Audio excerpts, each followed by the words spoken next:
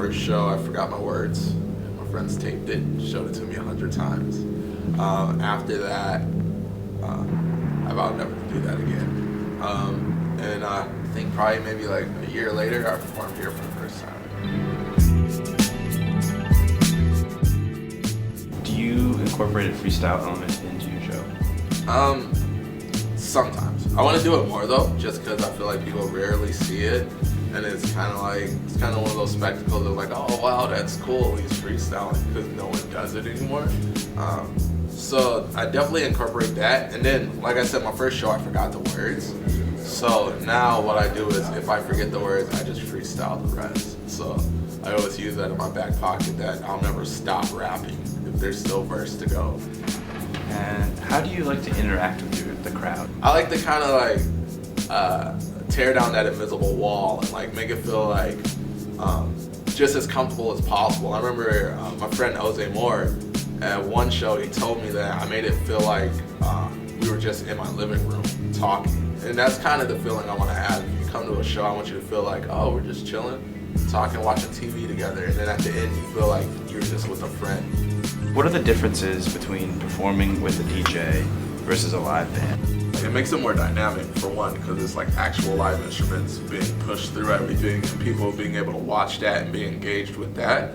But then it also builds their energy and allows me to actually have more fun because there's more people I'm interacting with. Like my guitar player, Jason, he'll be playing and like we'll be joking around while he's playing, or I'll mess with Judd on the drums, or Ella's on the sax right by me and I'll just feed off of her. So it just creates more energy and there's more interactions on stage.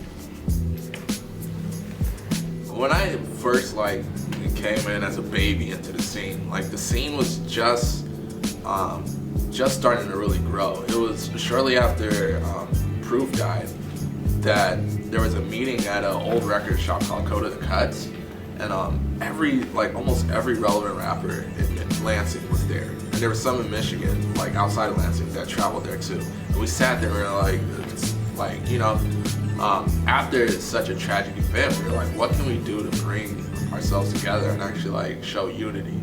And at that point, later there became a monthly called Respiration, and it was like crazy because you would have the hoodest rapper ever, the most boom bap rapper, and then people that love breakdancing to someone that probably only listens to music about chopping up coke, all in this building, and it would just be packed, and everyone was there for one reason, and that was to see like live music and to support acts.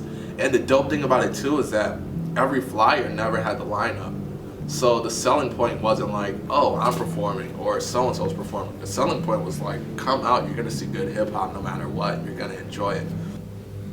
Some of the young cats, they're like, I'm definitely taking notice too, and I like what they're doing.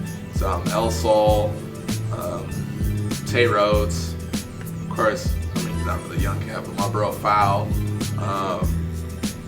the Moet Mob, so like Sir Fly to God, Zacharias, those guys are really talented as well. That's really all I really see that are like talented, up and coming, and really staying active in the scene. But even with them, if they all worked together, they could really build some stuff and have this scene like really thriving and really strong.